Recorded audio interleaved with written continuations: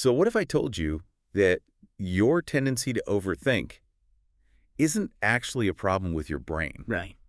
like at all? Mm. What if it's actually a problem with your neck? Right, or that your coworker who's constantly starting arguments isn't just a toxic person, but they literally just have a twisting center of gravity. Yeah. I mean, it sounds completely counterintuitive, Yeah, doesn't it? absolutely. We are just so used to treating our physical bodies and our personalities as two totally separate things. We really are. And I want you to think about this for a second. Have you ever had one of those days, or honestly, maybe even one of those years where you just feel completely out of step with the rest of the world? Mm-hmm.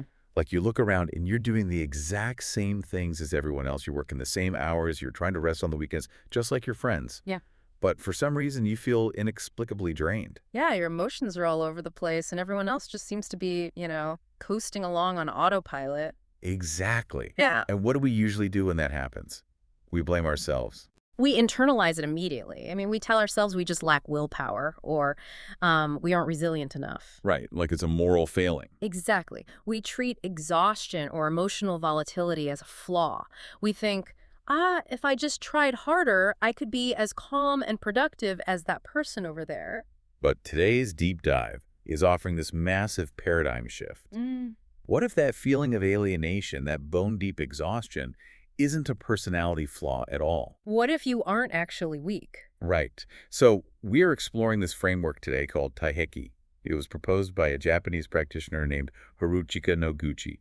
The core revelation here is that human beings can be categorized into 12 distinct types based entirely on their body's physical habits. And we're talking about really specific things, the tilt of your pelvis, your center of gravity, your baseline muscular tension. Yeah, this wasn't just some armchair philosophy, right? Not at all. Noguchi developed this framework by observing tens of thousands of bodies over decades of practice. He just started noticing these undeniable patterns. Like what kind of patterns? Well, people who carried their physical weight in the exact same way tended to develop the exact same illnesses.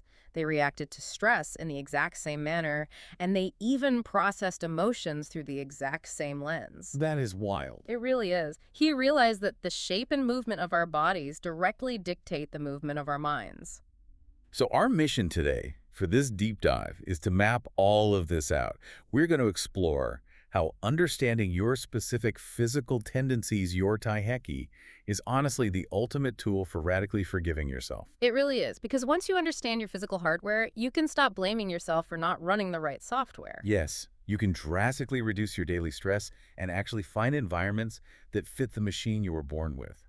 I love how you phrased that earlier, comparing it to trying to run a heavy, complex 3D graphic design program on a lightweight, basic e-reader. Yeah, if the e-reader crashes, you don't look at it and say, wow, this device has weak character, it's morally flawed. Right. You just say, well, it's an e-reader. It's functioning perfectly within the parameters of its physical design. Exactly. The suffering, the crash, it only comes from the mismatch between the hardware and the demands being placed upon it. Precisely. And to truly stop blaming ourselves for burning out, we really have to grasp just how inseparable the body and mind are in this framework. So it's not just that they influence each other. No, not at all. When we talk about Taiheki, physical habits and psychological movements aren't just related. They are treated as the exact same phenomenon. They're just expressed in two different mediums. Okay, so mechanically speaking, how does that actually work? How does a physical posture literally equal a personality trait? Well, let's look at that neck example you brought up in the intro. People who physically rely heavily on their neck and their spine, meaning their baseline muscular tension, is concentrated in holding themselves rigorously vertical. Okay, holding themselves straight up. Right. They tend to organize the entire world through logic, reason, and words. But why is that connection there? Because if all your physical tension is locked into maintaining a rigid vertical column, you're constantly pulling energy up from the ground into the neck and head. Oh, I see. Yeah, your biological focus is literally trapped in your brain. You are physically cutting off the expansive, relaxed flow of energy to your torso and your limbs just to maintain this upright vigilance. Wow. So because of that posture, your psychological processing just mirrors that physical restriction. Exactly. It becomes highly structured, linear, and top-heavy. You live in your head because your physical tension is quite literally holding you up there. That is just fascinating. And then on the flip side, The sources talk about people who unconsciously shift their weight to the left or the right side of their body. Yes, the lateral sway. So when someone's center of gravity naturally shifts side to side, they are in a constant microstate of physical adjustment. Like they're always seeking balance. Exactly. They are physically reacting to their environment to maintain balance. Psychologically, this directly mirrors an emotional sway. Oh, Yeah, these people are heavily driven by emotion, taste, and preference. Their physical state of constantly adjusting their balance translates into a psychological state of constantly adjusting to the emotional temperature of the room. so if I'm someone who naturally carries my weight shifted to one side, like leaning on one leg while I stand, Mm. I shouldn't be surprised if I also have huge swinging emotional reactions to things Not at all. because my body is swaying, so my mind sways. That's exactly it. And this really highlights the absolute futility of trying to change your personality using only your willpower. Because you're fighting physics. Right. If your center of gravity, your muscular tension, your pelvic tilt all remain exactly the same, but you are mentally trying to suppress your emotions to act like a purely logical person, Silly. well, you are going to burn out. It's inevitable. It will lead to deep systemic exhaustion because your mind is literally fighting your mechanical reality. Okay, I actually want to push back on this for a second, because this goes against almost everything we are taught in modern self-improvement. Oh, for sure. Like, if you're the kind of person who gets completely overwhelmed by loud noises or intense arguments, society just tells you to build a thicker skin. You know, go to therapy, practice stoicism, don't let things get to you. Right, just toughen up. Yeah. Is this framework saying I shouldn't even try to toughen up mentally? It is saying that toughening up in the way society usually demands is a biological impossibility for certain types of people. Wow. Taiheki is incredibly liberating because it functions as a map of your raw materials. It is not a ranking system, you know? There's no good or bad type. Exactly. There is no hierarchy where the stoic, logical body type is somehow better than the sensitive, swaying body type. They are just built for completely different functions. I really love that phrase, a map of your raw materials. Yeah, I mean, think about it.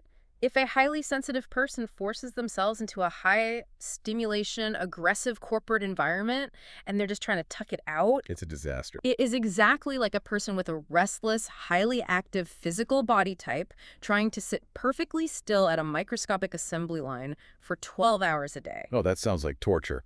It is. Both are fighting their raw materials. Both will suffer immensely. You simply cannot outthink your skeletal and muscular structure. Okay, to make this incredibly concrete for everyone listening, let's start looking at the specific pairings of these 12 types, because understanding your specific flavor of physical wiring completely explains why you experience unique kinds of burnout. It really does. Where should we start? Let's start with the first major grouping, the thinkers and the feelers. Or, as Noguchi categorized them, the up-down types and the left-right types. Okay, perfect. So the up-down types are types 1 and 2.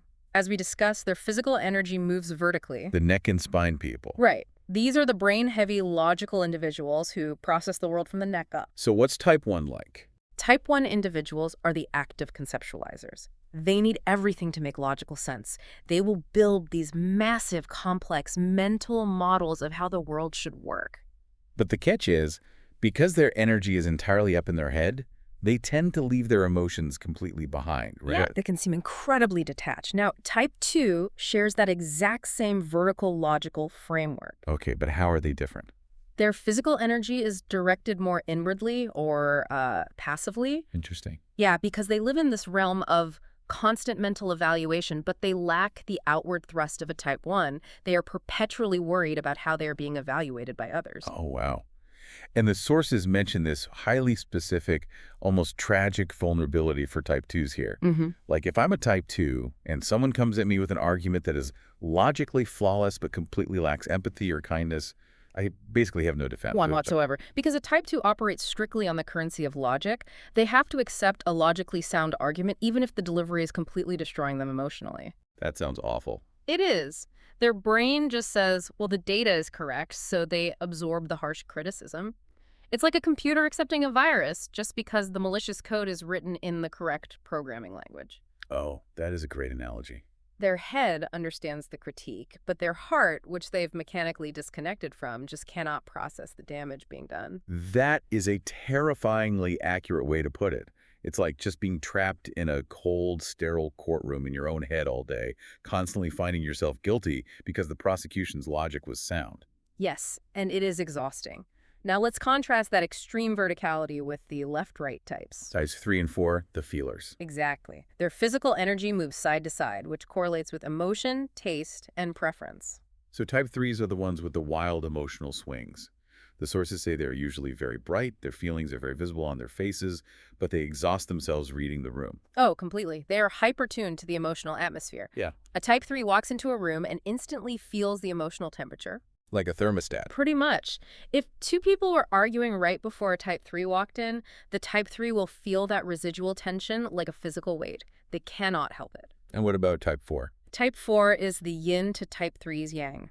Type 4 acts as the eternal listener. They also process the world through emotion, but instead of broadcasting their feelings like a type 3, they are a total vacuum for everyone else's feelings. Literally like a sponge. A very quiet, accommodating sponge. They bottle up their own feelings to maintain harmony. But this is where the mechanical reality of Taiheki is just so illuminating. Hmm. Because a type 4 doesn't express these absorbed emotions. That physical energy has to go somewhere, right? Exactly. Emotions are physical states. Heart rate, cortisol, muscle tension. So for type 4s, because of their specific center of gravity, this unexpressed tension almost always manifests physically in the digestive system. It really does. That is so profound to me. It's like running a car engine with the exhaust pipe completely plugged up. If the emotional exhaust has nowhere to exit, the pressure backfires directly into the engine block, which, for humans is the gut. Yep. So the type 4 listener who ends up with a terrible stomach ache after hosting a crowded dinner party isn't just feeling stressed in some vague, ethereal way. No, not at all. Their actual literal physical processing of held back emotion is attacking their digestion. Exactly. It's a direct mechanical translation. Yeah. The stomach cramps are the unexpressed emotions. Okay, so there's a critical shared flaw between these two very different groups, the thinkers and the feelers. Yes, there is. They both overuse their dominant traits because they were simply never taught how to mechanically turn them off. The logical types literally do not know how to rest their brains, and the emotional types do not know how to stop feeling. Which leads directly to their specific flavors of burnout. Let's say you are an up-down type, a thinker. Passive rest isn't rest at all. Right, like if I'm a type 1 and I try to relax by sitting on the couch and watching a sci-fi movie, my brain doesn't stop analyzing. Yeah. I'll just spend 2 hours criticizing the plot holes and the terrible physics of the spaceship. The mental engine is still revving at the red line. Absolutely. For a highly logical person trapped in a mental loop, sitting down to just, meditate might actually induce a panic attack. Because they just start overthinking the meditation. Right. Am I breathing logically? Is my posture mathematically optimized for enlightenment? I am failing at inner peace. Yes. Because you cannot solve a hardware problem with the same software that caused it. You have to physically interrupt the pattern. So what does the research suggest they do? It suggests something entirely mechanical.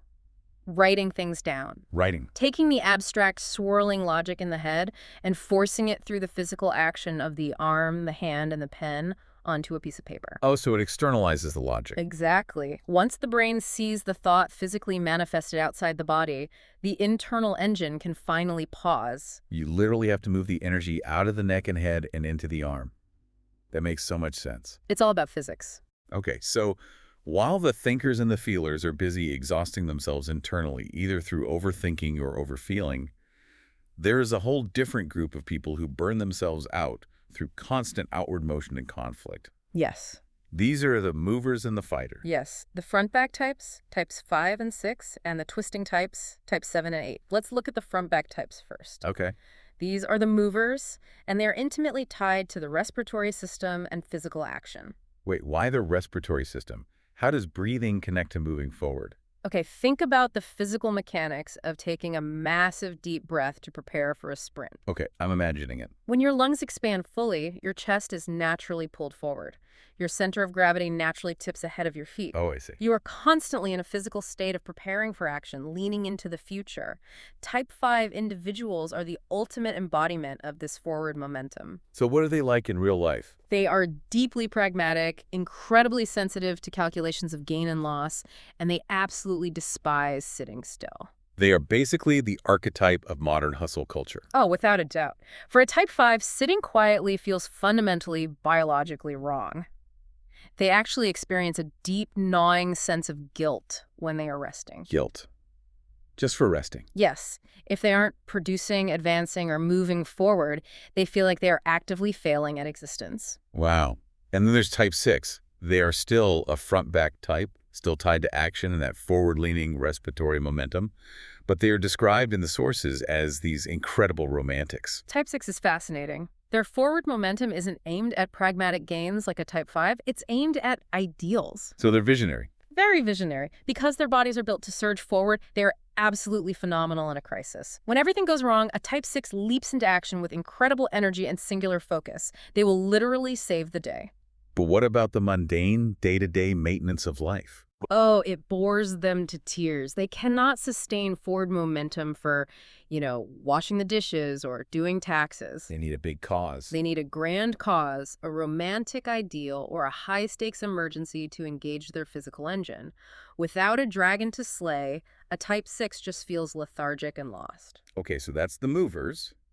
What about the fighters? The twisting types, types 7 and 8. Right, this group is tied to competitiveness and combativeness. Mechanically, though, how does a twisting body create a combative personality? Well, the physical energy of the twisting types is rotational. Imagine the spine as a thick rubber band. Okay. If you twist that rubber band, you create torsion. You create a coiled spring. Right, there's tension there. Exactly. A coiled spring is potential energy waiting to snap back or strike. Oh. It is an inherently aggressive, highly tensioned posture. So how does that look in a type 7? Type 7 individuals live with this coiled physical tension, which makes them fiercely competitive. They have an incredibly strong sense of justice, but this means they view the entire world through the lens of a battle. So every interaction is a conflict. Every interaction is a conflict to be won or lost, a wrong to be righted. I can imagine that makes simple disagreements turn into absolute wars. What about type 8 then? Type 8 shares that coiled, twisting energy, but it manifests as the ultimate contrarian. A contrarian. They need pushback to feel alive. They actually thrive in adversity. If you put a type 8 in a chaotic, difficult situation where everyone is telling them they will fail, they shine brilliantly. Because of the resistance. Exactly. The resistance gives their coiled spring something to push against. But the paradox here is that they feel deeply unsettled by peace and quiet.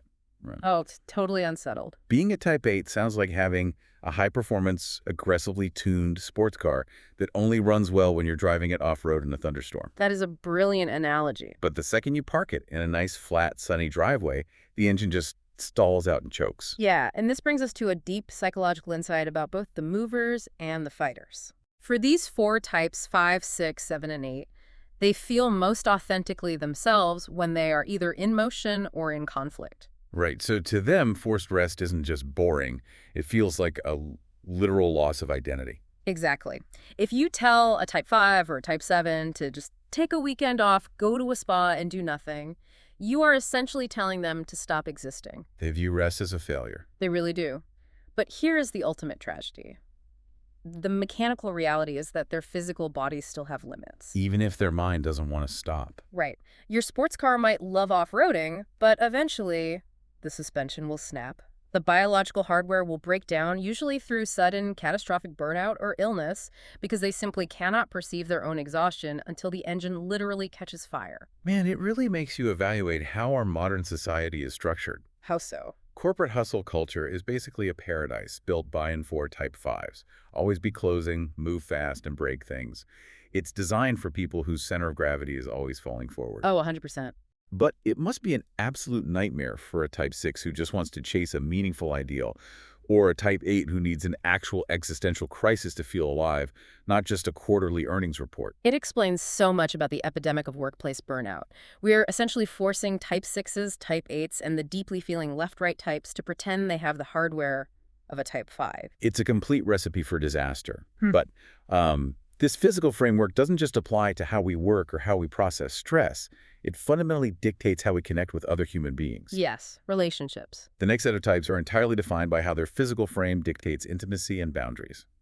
Let's talk about the pelvis intimacy, and what Noguchi called the antennas. Great. So these are the open-close types, types 9 and 10, and the true outliers of the system, the hypersensitive or sluggish types 11 and 12. Okay, let's unpack the open-close types first. Because the idea that your personality is dictated by the mechanical state of your pelvis, I mean, that sounds incredibly esoteric. It does sound out there. How does a pelvis dictate intimacy? Well, it is deeply mechanical. Let's look at type 9. A type 9 individual has a mechanically closed or tight pelvis. Okay. When the pelvis is physically locked and pulling inward, it cinches the body's center of gravity tight and high.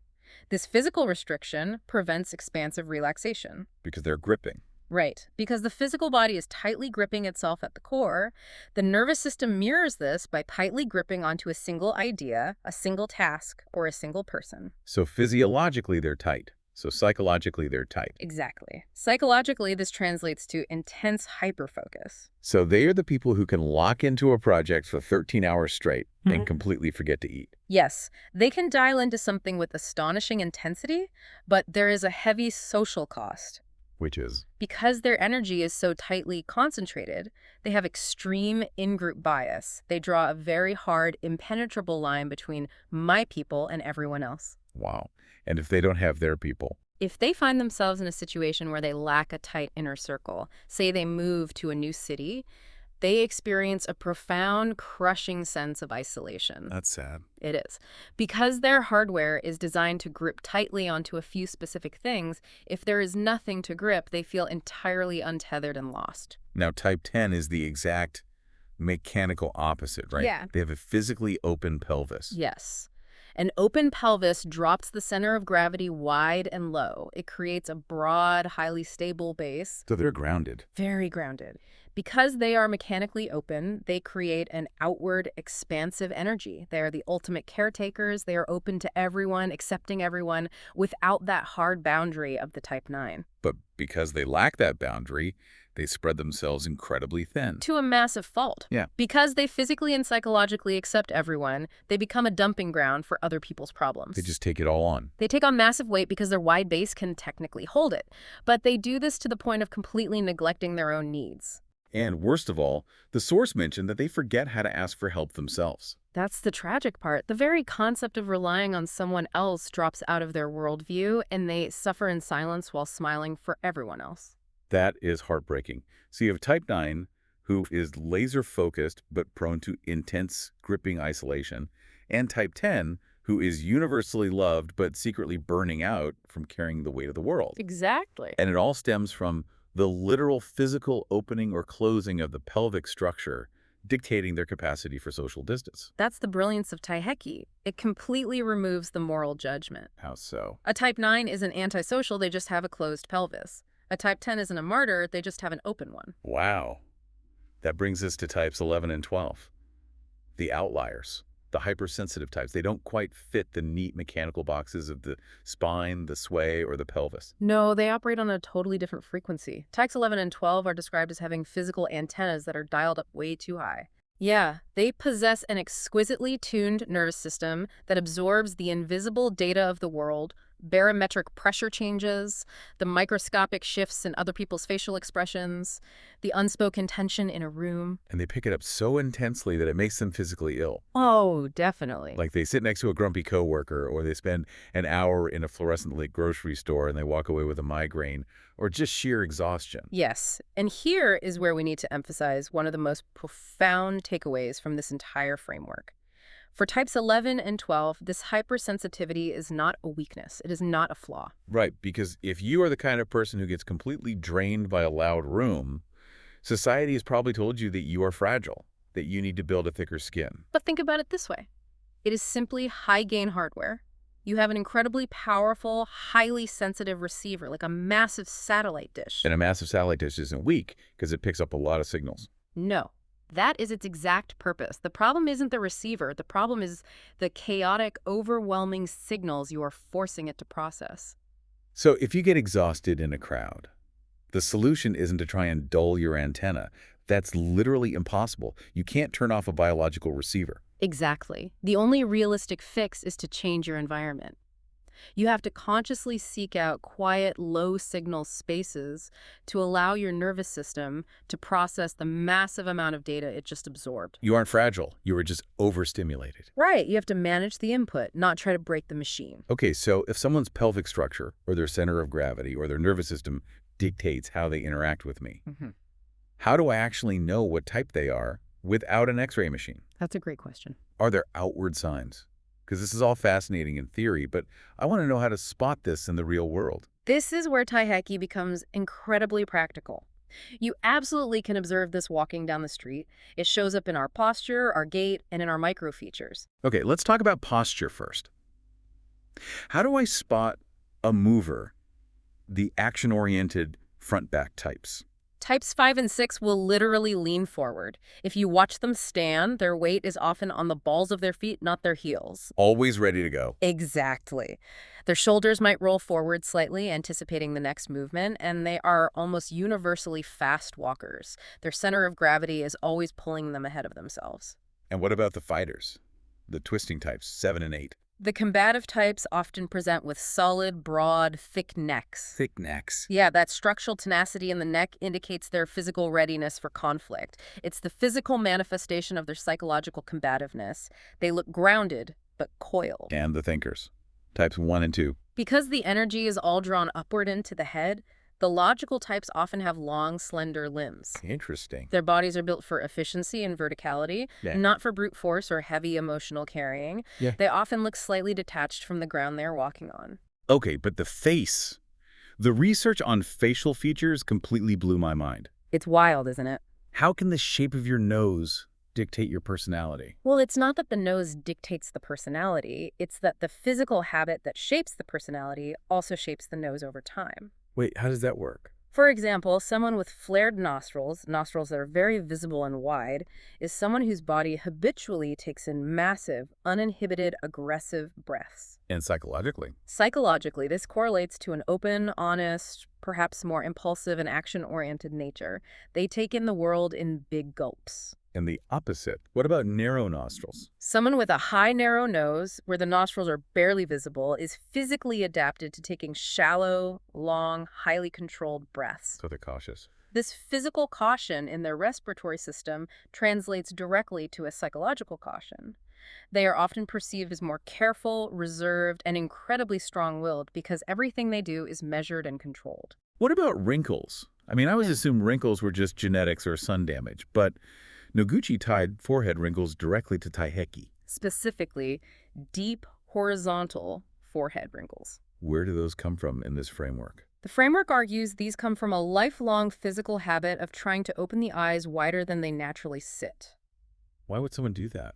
It is the physical manifestation of someone constantly trying to take in more visual information, to be on high alert, to be intensely aware of their surroundings. Over decades, that constant muscular tension carves itself into the skin. Wow.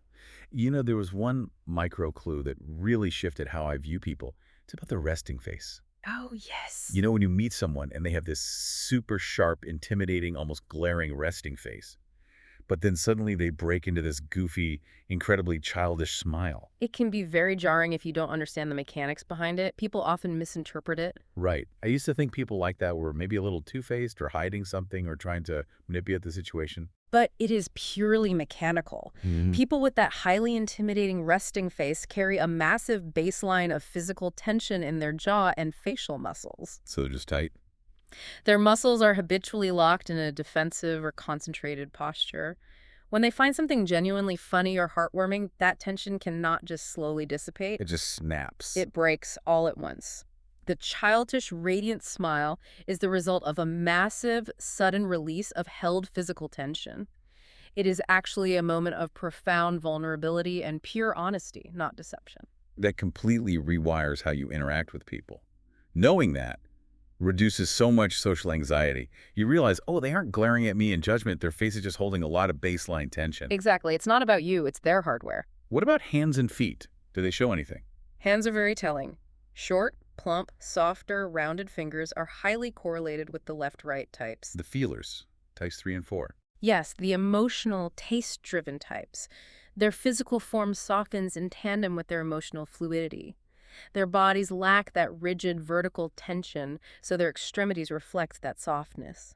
That is so cool. And then there is a fascinating mechanical note about feet, specifically related to type 10. Type 10, the open pelvis, the universal caretaker who takes on everyone's problems. Right. It is incredibly common for type 10s to have a larger, perhaps more robust body, but surprisingly small feet. But why would a robust body have small feet? Because their pelvis is wide open, they have an incredibly low, perfectly stable center of gravity.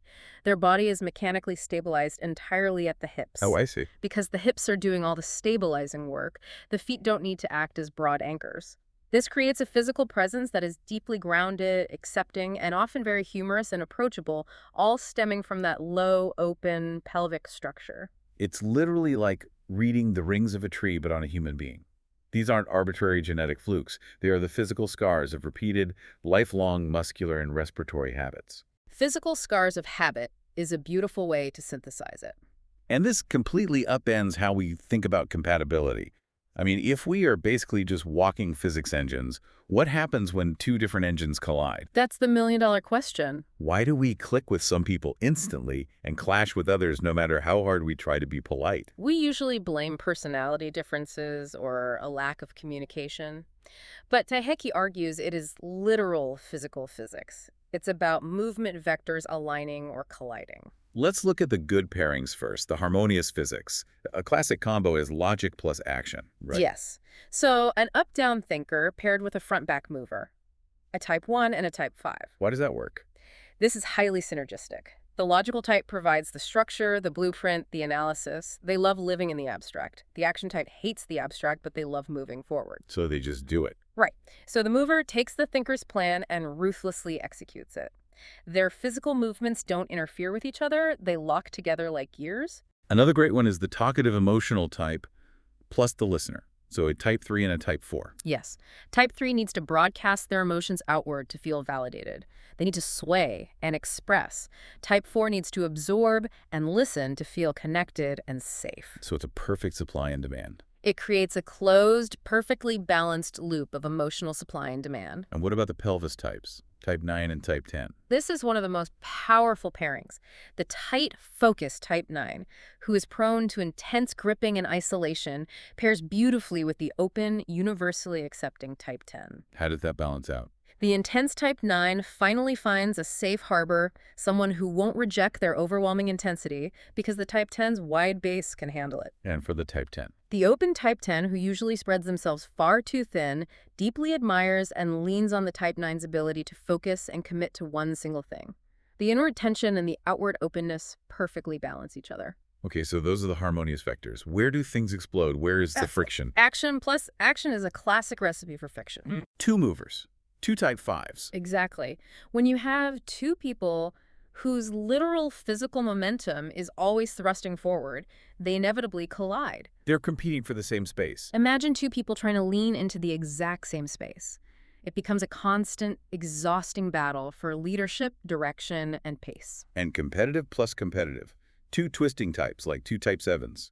It might work for a brief high-stakes project where they have a common enemy, but in daily life, exhausting. Why? Every single decision, from where to eat dinner to how to load the dishwasher, becomes a battlefield. Their twisted physical tension creates constant torque against each other. They will grind each other's gears to dust. There was a detail about romantic preferences that I found just mind-blowing. Yeah. It argues that how you describe your type, like when a friend asks you, what's your type, actually reveals your own Taiheki processing system. It absolutely does. It reveals how your hardware processes attraction. If you immediately answer that question by listing physical traits, I like tall people, dark hair, symmetrical face, good posture, you are likely a logical, visual, up-down type. Because you're listing data. You are organizing the abstract concept of human attraction into concrete, vertical data points. But what if I answer by listing celebrities? Like, oh, I'm really into Ryan Gosling, but also maybe Paul Rudd and kind of Pedro Pascal. If you need to list multiple tangible examples to find a pattern, you are likely a feeling-based left-right type. You're finding a vibe. You are navigating by emotional resonance. You can't quantify it with data points like height or hair color. You need tangible examples to convey a specific emotional flavor rather than abstract data. And what if someone says, I don't really have a type, I just know it when I feel it? That is the hallmark of the intuitive, highly sensitive types, the antennas. The 11s and 12s. Right. They don't navigate by logic, and they don't navigate by comparative emotional flavors. They navigate by absolute immediate physical and energetic resonance. Their receiver either aligns with the other person's signal or it doesn't. It is so freeing to realize this. Think about it. If you are constantly arguing with a coworker, or if a certain friend just drains the life out of you, it might not be that they are a toxic person. Right. And it might not be that you are overly sensitive or difficult. You literally just have a different center of gravity. Your rhythms are colliding. Exactly. Feeling drained by a friend often isn't a personality clash. It is a clash of movement directions. It's physical. Imagine a front-back action body trying to rush a result. They are moving forward. Now imagine they are interacting with a left-right feeling body who is carefully swaying side to side, trying to protect their emotions and read the room. The mover is going to steamroll the feeler. The action type will inevitably crush the feeling type. But the action type isn't trying to be cruel. They are just moving forward. The feeling type isn't trying to be slow or obstructive. They are just swaying. And unconsciously, we seek out partners who possess the physical energy we lack to balance our own physical extremes, don't we? We are constantly seeking mechanical equilibrium. We want someone to stabilize our hardware. But this concept of rhythm, energy, and hardware doesn't just dictate who we love or who we argue with. It fundamentally dictates where we should spend our working lives. Absolutely. If you take away anything from this deep dive, it should be this insight on work and career alignment. This is the ultimate application of the theory. When your job matches your physical tendencies, you don't even feel like you are trying hard, yet the results inevitably follow. You are swimming downstream. But when there is a mismatch, When there is a mismatch, you will feel profoundly unfulfilled and exhausted even when you succeed. You can be the top performer in your company, hit every metric, get the promotion, and still feel like you are dying inside because you are forcing an e-reader to run 3D rendering software all day long. Let's run through the professions that align with these types. Let's start with the logical up-down types. Because their physical energy is drawn up into the head, they excel at abstraction and structure. They thrive in research, writing, system design, architecture. Because they can be still. Anything where the physical body can remain relatively still and unbothered while the mind builds vast, complex structures. And for the more cautious, inward-focused logical types like type 2. They thrive in environments where the parameters are perfectly clear and accuracy is highly prized. Administration, data analysis, law, accounting. The rules keep them safe. They find deep psychological safety and satisfaction in ensuring things are correct and orderly. What about the emotional left-right types? The bright, expressive type 3s are phenomenal in sales, customer service, public relations, any role where their natural emotional warmth, their side-to-side sway, and their ability to read a room can be monetized. They create a positive atmosphere effortlessly. But the listeners, type 4, they'd be terrible at aggressive sales, right? Yeah. Because they just absorb. Terrible. They would absorb all the customer's anxiety, fail to close the deal because they don't want to push, and go home with a debilitating stomachache. But where do they thrive? Type 4s are unparalleled in counseling, human resources, support roles, therapy. They are natural, safe vessels for others to pour their troubles into. And the movers, the action types. Startups, aggressive, forward-looking sales, entrepreneurship. Anywhere speed, momentum, and pragmatism are rewarded over cautious deliberation. What about the romantic, type 6? The ones who need a crisis or an ideal? The creative arts, acting, design, writing, or working for highly driven NGOs. They need to chase an ideal, a vision, or a cause, not a quarterly quota. The fighters. Yeah. The combative, twisting types. They need a battlefield. High-stakes management, corporate negotiation, litigation, crisis management. Throw them in the fire. Put them in the room where the fire is hottest, where everyone else is panicking, and they will put the fire out just to prove they have the strength to do it. Finally, the open, accepting types, like type 10 with the wide pelvis. Community building, nonprofits, hospitality, teaching. Environments where their natural gravitational pull and low center of gravity can safely gather, stabilize, and nurture groups of people. I want to talk about the daily hacks for this, because this is where the rubber really meets the road. Yeah, let's get practical. Let's say you are listening to this right now, and you realize, oh no, I am an action type, a mover, but I am stuck in a cubicle doing data entry for 8 hours a day. We mentioned earlier that meditation is a bad idea for a thinker. It's also a terrible idea for a mover, right? And meditation will feel like literal torture to an action type trapped in a desk job. Their body needs momentum, not stillness. Stillness feels like a trap. So what should they do? If an action type needs to process information, solve a problem, or relieve stress, they need to physically move. They should pace the room while on phone calls. They should go for a brisk, aggressive walk when they hit a mental block. Move the body to move the mind. They literally have to move their legs to move their mind. And if you are a logical type, stuck in a mental loop of anxiety, you need to write it down. Get it out of the mental software and into the physical world. Work with the hardware, not against it. Exactly. Don't fight your design.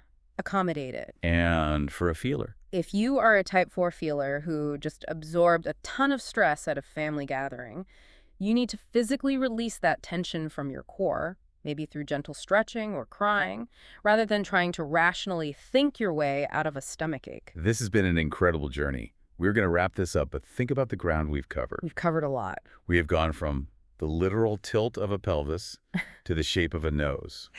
We've explored why we burn out at work, why we fall in love with certain people, and why our digestive system might crash after a party. And the overarching lesson, the golden thread running through all of this, is that your physical nature is a given tool set. You don't judge a hammer for not being a screwdriver. Exactly.